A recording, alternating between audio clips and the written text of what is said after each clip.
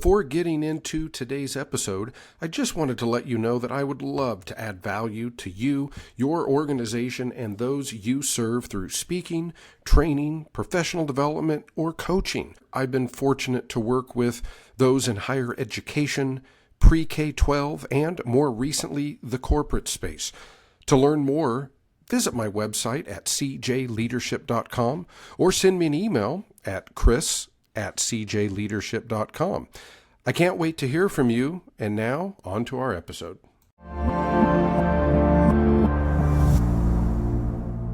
Welcome back, friends, to the Department Chair Leadership Podcast. As always, thank you so much for taking time out of your busy schedule to invest in yourself and those you serve as a leader. I'm always excited when we have firsts, and today is certainly another first. I'm excited to have Ms. Leighton Dempster on the program. Leighton currently serves as the head rifle coach at Army West Point. Yes, that's in West Point, New York. Currently entering her 7th season at Army West Point, 4th as a head coach.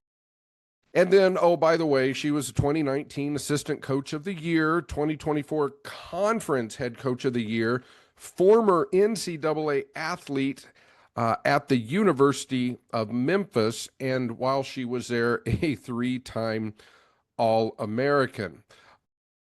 Leighton, welcome to the podcast. How are you doing today? Thank you so much for that wonderful introduction. I'm good. I'm happy to be here. I'm excited to connect a little bit further after the summit and just talk leadership and kind of share what I've learned in my journey. Well, thank you. And as she said, listeners know that I really believe in human X Ventures. I've had Brad Black on. I've had Dr. Jim Sutphin on, who is connected to that, and Leighton and I connected at the Omaha Human X Leadership Summit. Just going to put in one of many plugs. If you have a team of people that you're working with and you are at all interested in utilizing their talents and helping the overall health of your organization, you got to look into them. Start by reading Brad's book, Talent, Culture, and Teams, and Leighton works with them as well, and we're going to get into that. But first of all, Leighton, what a wonderful background. And I tell you what, as I sit here from my perspective, it's been a long time since I was in college. You have not been out of college that long. You have accomplished quite a bit. And for those of us not familiar, tell us a little bit about your sport and how did you get into the sport of rifle, not only becoming a Division I athlete, but now a Division I coach? Yeah, so everyone thinks that it's the coolest thing, NCAA rifle, which it is very cool. I think it's, just not as known as, maybe some of the other sports. But just to give you a quick overview, so we shoot Olympic style rifle. So what that means is that we're governed by the Olympic Committee, ISSF, the International Shooting Sports Federation, and that is our governing body. So everything that we do comes from the USOPC and ISSF. So Olympic sport, which is, a challenge in its own right because there's no off season per se, but for, what we do at the NCAA level is we shoot, we compete in 22 long rifle. We call it small bore. That is a single shot bolt action 22 rifle. It's of the precision class, so it's very futuristic looking. All of the, equipment is adjustable to the person that is competing. And so we do that in 20 shots in kneeling, 20 shots in prone, and 20 shots in the standing position. And then we also compete in air rifle, which is a 177 caliber pellet. So a lead pellet that is pushed through the rifle with compressed air. Also the precision class, so, all of the rifle adjustments are pretty much the same, where you can move everything from, how it contacts your shoulder to how it contacts your cheek to how high the sights are.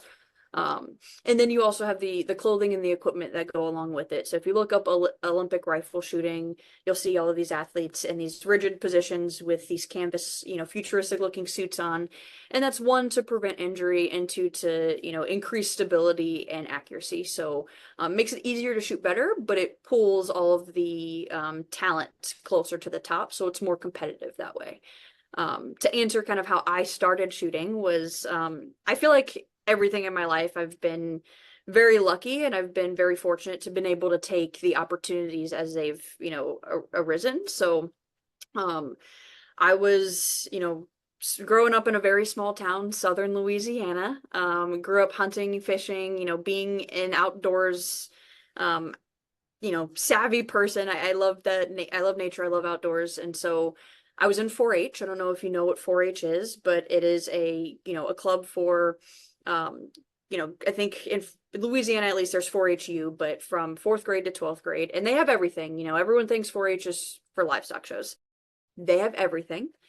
So someone from my local 4-H club was like, "Hey, you like to hunt? Do you want to join the rifle team?" And I was like, "Heck yeah, that sounds wonderful." So I started in 7th grade in Sporter, which is basically what we do, just with regular clothes and, a Ruger 10/22, from Walmart. And then by the time I was going into my, second semester junior year in high school, someone was like, "You could do this in college." And it's like, yeah, tell me exactly what I need to do it in college. So, my senior year was spent missing a lot of school events, missing a lot of time with friends, getting off of school immediately, rifle training, getting up early to go, shoot, do whatever I needed to do to get recruited. I was offered a walk-on spot at the University of Memphis my first year. Worked my way up to, earning scholarship, and then, um, got an opportunity to be team captain, earned All-American, and then I decided I really didn't want to go and work my tax job that I had studied for 4 years in college.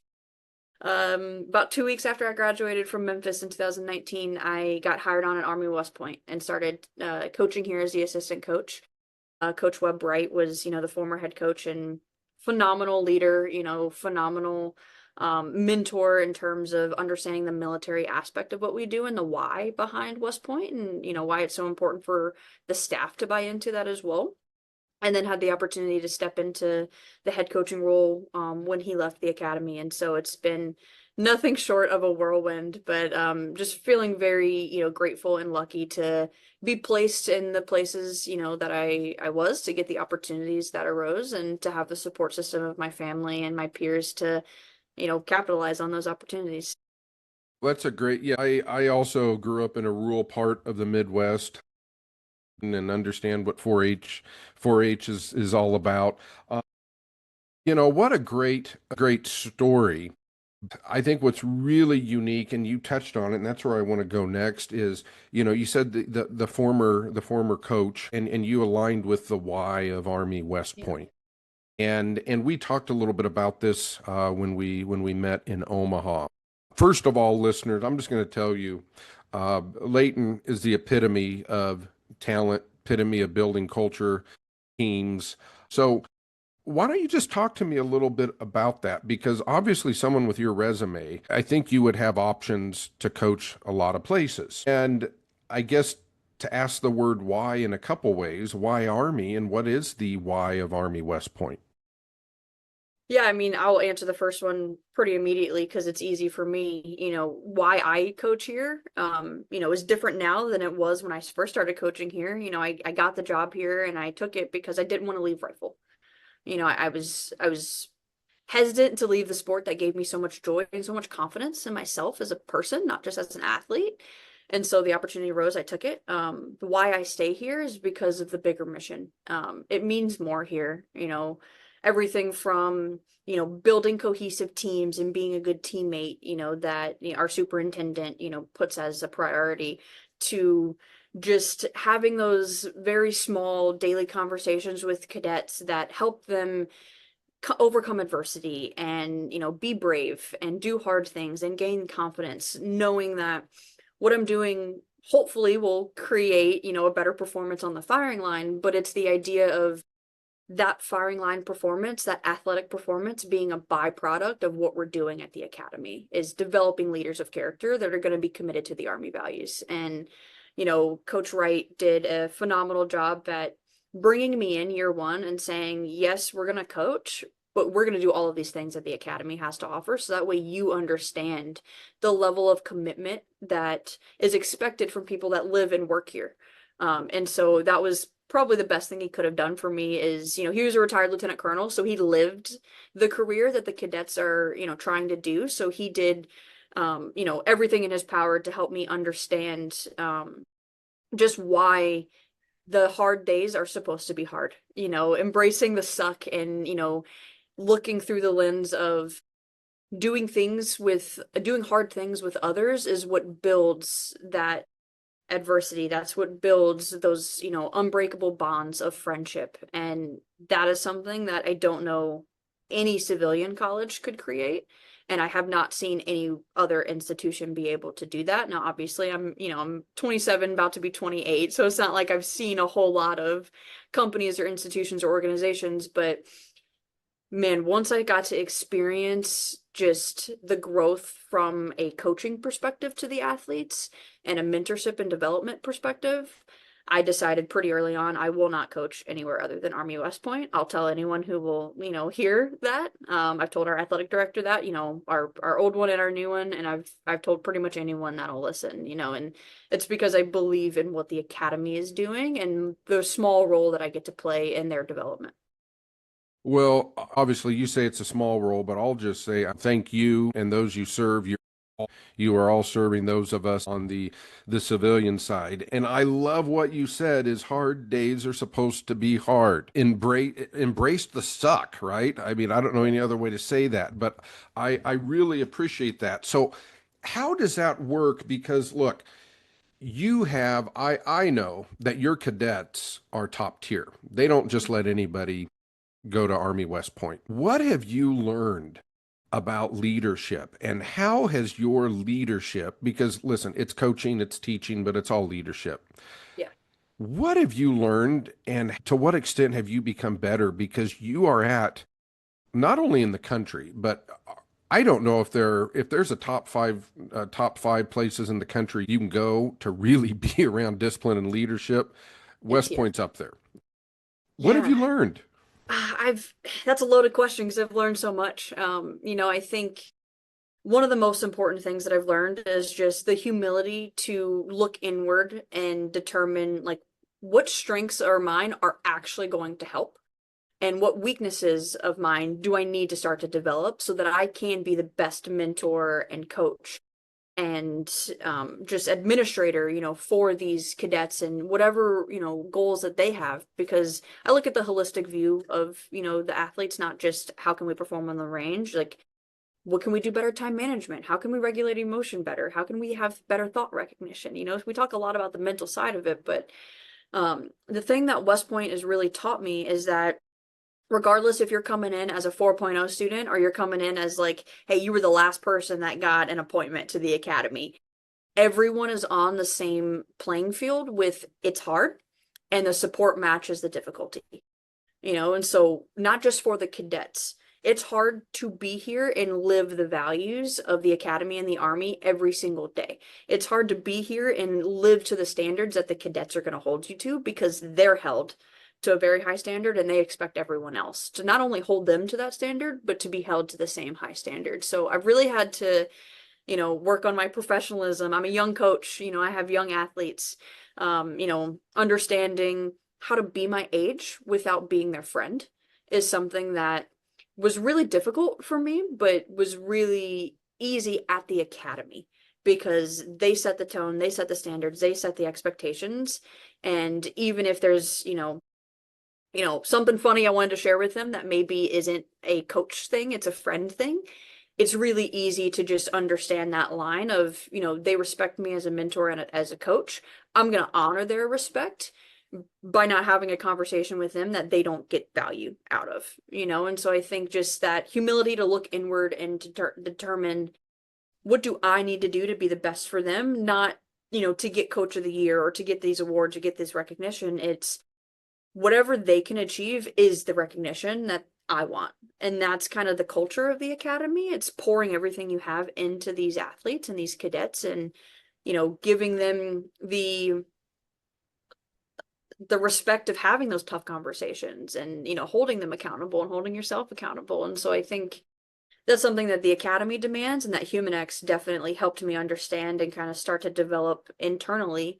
And as far as, leadership that I've learned from the academy is there's not a cookie cutter style of leadership. You know, you can be the loudest person in the room and the worst leader, or the quietest person in the room and everyone's waiting for you to say something because they value your opinion so much that that's what they're looking for. And it all boils down to authenticity. And if you are authentic with the people you're building those relationships with, I think you're going to build trust, which in turn builds accountability, which is leadership. Oh, I love that. So these are great sound bites, Leighton. I'm writing these down myself because I mean I really this really speaks to me. I love when you said the support matches the difficulty. Yeah. I love that because I've often said, and I don't have the background you do in it, but I do know that whenever we study a great organization, and great can be defined as a sports team that wins, it can be defined as a Fortune 500 company that, increases profit. But I'm pretty sure that on a day-to-day basis, it isn't as glamorous as we think because most of the time, success by default is consistent, it's boring, and some days the days are hard, You don't right? learn anything by winning. Say that again. You don't learn anything by winning. Okay, tell me Yeah. more. I love that. You know, the I don't know if this is like something that I developed while I was a coach at the academy or kind of beforehand, but at some point in my life, I kind of adopted the idea of failure is what teaches you how to be better. Not better at what you failed at, how to be better.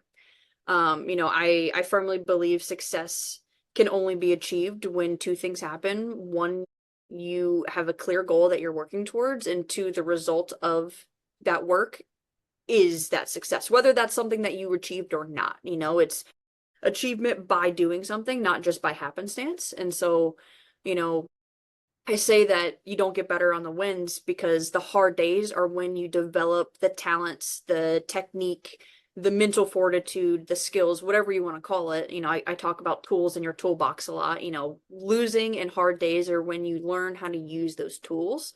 So that way, on the days where you have the opportunity to win, all you have to do is open up the toolbox and pick the one that works, not learn how to use it while you're in an active, you know, high pressure situation or competition mode. And, you know, something that I took away from the summit is, you know, and that's what we're going to do this season. We're going to prepare harder than we perform, you know, and that's kind of the idea of just making the hard days on your choice and your decision so that way you can learn from them rather than just being thrown into a situation where you're tying your value almost as a person to the outcome because you care so much about it, and then you fail and then you don't learn anything because you don't have the right mindset to learn from what just happened.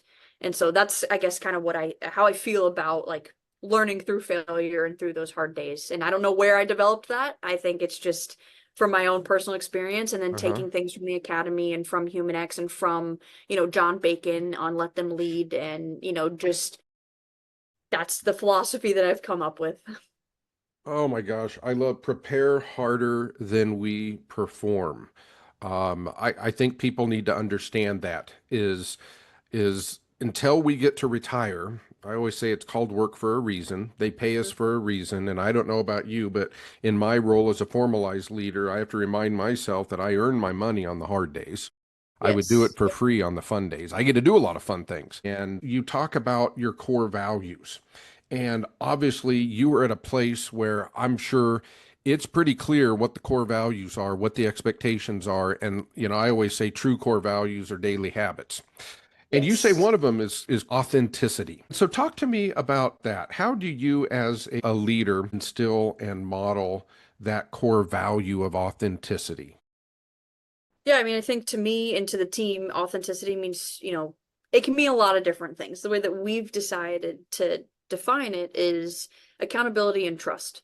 You know, accountability, vulnerability, and trust, right? So being authentic means being vulnerable with yourself to know your shortcomings and your strengths. It means being vulnerable with your peers, or, you know, in my case, my athletes, when I'm having a tough day. Instead of them saying, "Oh man, coach is in a bad mood. I wonder if we did something." I'm gonna say, "Look, guys, I'm having a tough day. It has nothing to do with you." I'm pretty open about my personal life. I mean, I'm Southern, and a lot of Southern people are, you know, just friendly and open, and like to just spread the love and the joy. You know, the example that I will give, and the way that I feel like I've been the most authentic with my athletes is, my dad was diagnosed with cancer a couple years ago. The first person I told beyond my boyfriend was I wanted to tell the cadets, because I didn't want them to think, okay, what's going on in coach's life? And I also didn't want them to hear by like a post on social media or something and thinking, oh no, coach's dad is sick, she's going to leave West Point. So, I had that tough conversation where I'm not gonna lie, like I broke down into tears, and I was like, guys, like, I'm sorry, I'm not crying in front of you because I want your support. I'm opening up to you guys because I value how you feel and how you think, and I want you to know that I'm having a tough time because this is going on. It has nothing to do with my passion for being your coach, my passion for being at West Point, my passion for developing you guys as mentors and leaders, so that I think is very important when you're looking at authenticity, is that vulnerability piece of making sure that you're looking in and breaking down those barriers while still maintaining that professional line. So that way they can see, oh, I'm not this coach who, only talks to them on the firing line when it's, rifle specific. I'm a person and I have, struggles and, things that I deal with on a daily basis as well. I always say, in a word, a leader's superpower is vulnerability. And I Yeah. love that. Authenticity through accountability, vulnerability, and trust. And I also always say, the opposite of trust is control. And Yep. so that is so important. I am curious, like, because you have accomplished so much in your career. And let's talk about some of the influences, whether it's mentors, whether it's things that you read. I guess let's start though, because you've mentioned it a few times, and I'm support Human X and all that they do. And you presented on this, I think, with an athletic director. Is that correct? Yes. Yes. So why don't you talk to our listeners? Because we have those that listen. I think it's safe to say if they're in education or in K-12 or in higher ed, and that was certainly the crowd of over a couple thousand people that came to Omaha. What have you learned from Human X in terms of your own leadership and organizational development? So much. I have gotten the opportunity to put numbers and talents to the strengths that maybe I didn't have the confidence to admit to beforehand. The idea of confidence and humility, I always kind of struggled with, especially, growing up at the end of the millennial generation and with social media and phones and all of these external, factors that are really easy, honestly, to tie yourself or at your value as a human to these validations that are not stable and external. And being able to like feel like I had these talents, or want to feel like, what are my talents, like how can I look inward and find this. I did the Myers-Briggs, I did all kinds of, like the Enneagram personality test. Like I've always been interested in stuff like that. And when I got my first talent 10 profile from HumanX, I was like, wow, like this makes so much sense. I felt like I was good at this, but I didn't know how to explain it. I didn't know how to use it as a coach or as a mentor to then pour into others. And so I think, not only helping me identify my talents, but then helping me figure out, well, I'm looking at my talent 10 right now above the screen. One of them is mission. And having that talent, if you don't know how HumanX defines it, it's like, well, what does that even mean? Like, what does the mission mean? Their definition is you're intrinsically motivated to help others, you demonstrate a commitment to serve and derive personal and professional satisfaction from being supportive of others. Right. So one that told me, all right, well, I'm at the right place, because that is the idea of working at West Point, is you're here to better the cadets. So I'm fulfilling that mission of the academy. Two, it's like, okay, well, if I have this, and I have this drive and this innate talent that I want to pour into others, and I want to be fulfilled by others achieving things. Well, what else on my talent 10 profile can I use to then maximize this talent of mission? I have results orientation, I have empathy, I have goal focus, I have team builder, and so they've kind of helped me determine all of those talents and say, well, what is your left and right limits with your job and your role, and how can you utilize this to maximize your impact on the cadets and on the program? And that is just super, beneficial, super helpful. I don't think that there's a better way to go about it. Identifying something that you're good at and then figuring out how can you maximize this talent to then benefit others. And that's something that, we work with Matt Munson at HumanX. He's phenomenal at doing. He's married to a very, phenomenal culture curator and, successful coach. And so I think he does a good job at, you know, identifying what I say are my priorities and my, values and important things that I want to do and accomplish, and figuring out, well, here's everything that you have that's going to give you the best chance at success based on your talent and profile and how you can utilize those things. And so from an individual standpoint, I think that that's the biggest thing that they've helped me do is just determine my own strengths and my own weaknesses through developing, well, what do I care about that maybe I haven't felt like I was able to do, and how can my talents help me do that?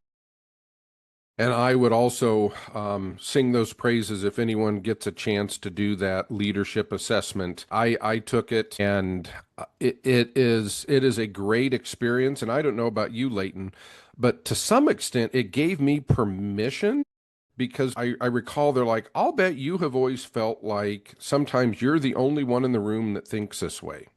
Mm-hmm. And I'll just say it here. I'll be vulnerable. I got a little emotional about some of those, because I'm like, yes, it's like when you finally get to hang out in a crowd of your people and you're all, what I say, not normal about the same things. And it was just very helpful, and it gave me permission to kind of realize why I've done things a certain way, and maybe where to lean in on certain Yeah. things. And at the same time, it helps you to understand, as you know, when you get others in your organization that take this, I would, as you know, as a coach, you literally have to know your roster.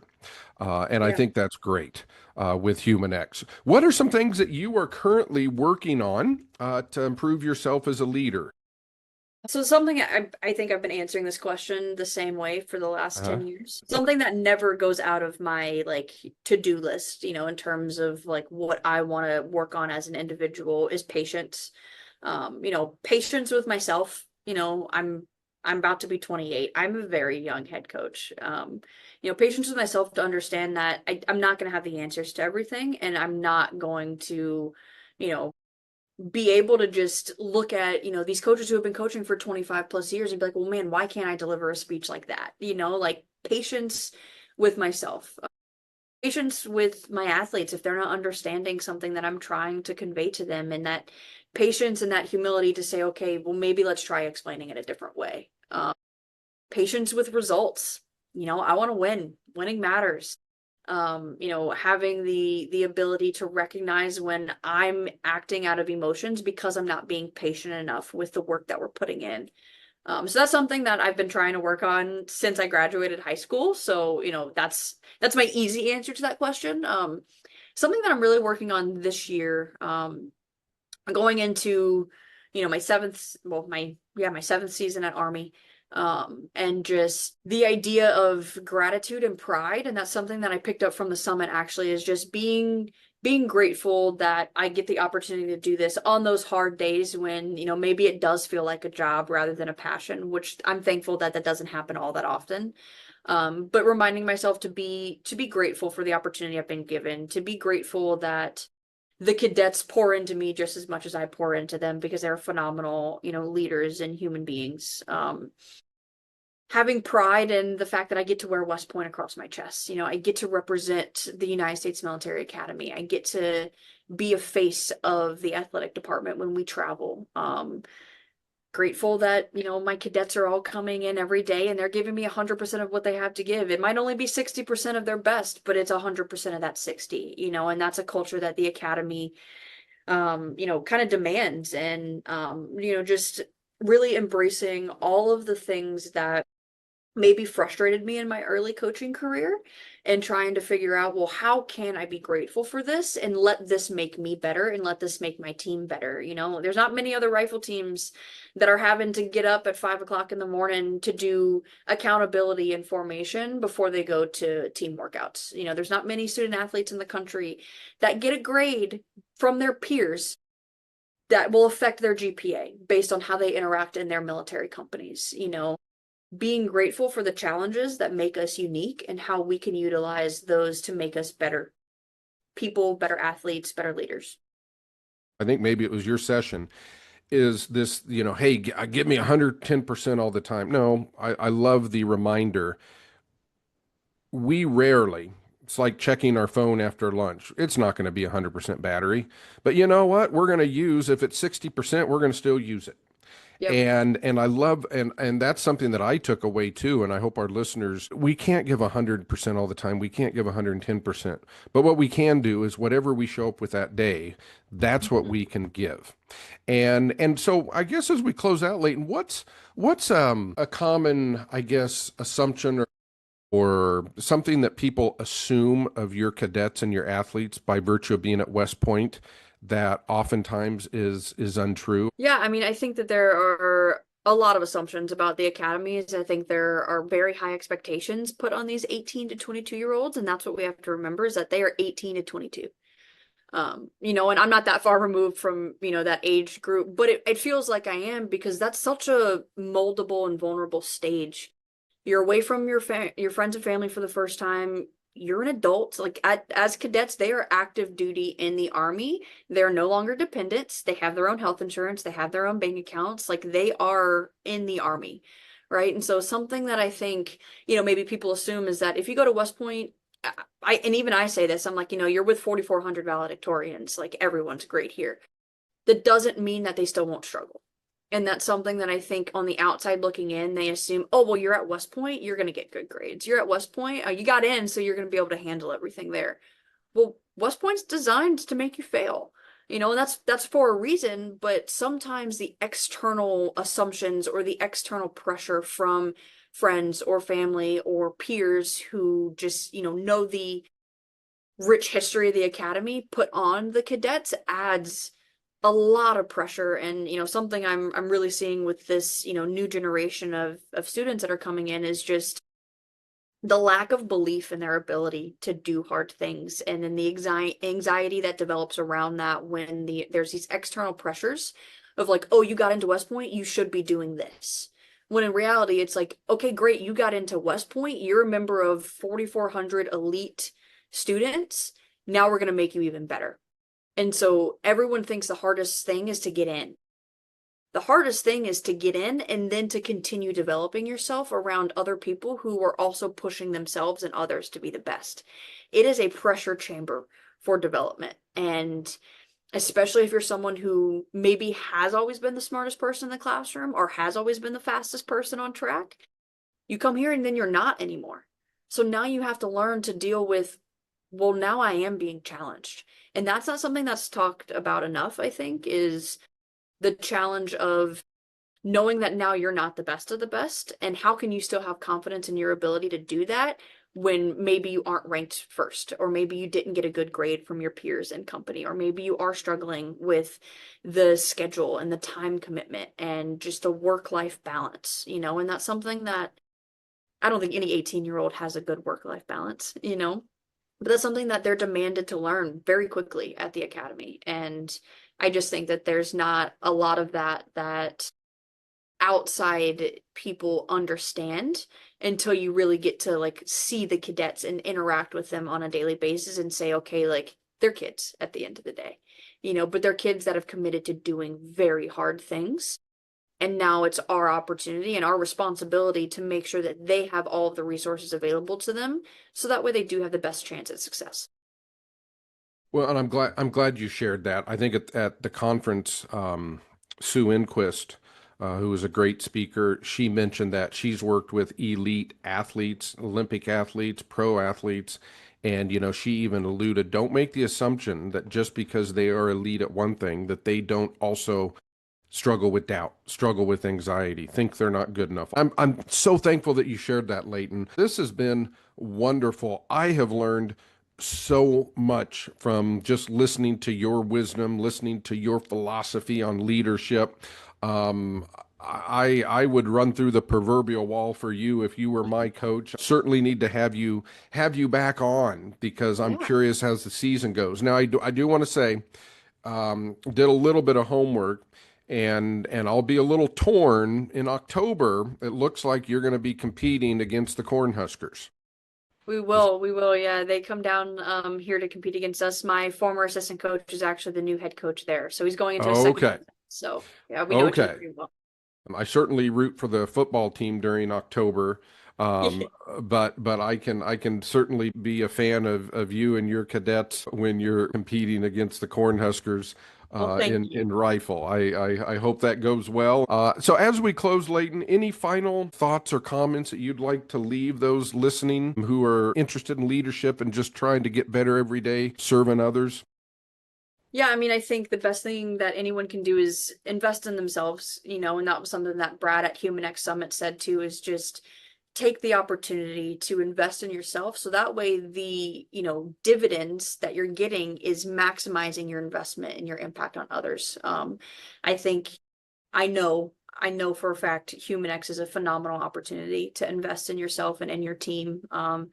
I have nothing but, great positive things to say about their team and the work that they do. And if there's one thing that will always stay in my operating budget, it's HumanX. And it's because I genuinely believe in how they've helped me grow as, a young leader and a young professional, and how they've helped our team culture grow. Other than that, I think it's just, you know, working on that piece of authenticity. I really think that leadership begins with being authentic and being vulnerable with yourself and with others. And yeah, I'm super grateful for the opportunity to connect. You're really easy to talk to, so thank you so much for having me on, and would love to come back and talk more. But I will be at HumanX next summer, so excited to continue the journey there, and just continue to live a life of the art of mastering your craft and having that forward thinking and developmental mindset is really what I think anyone could do to put themselves in the best position to achieve whatever it is they're doing, whether it be business or athletics.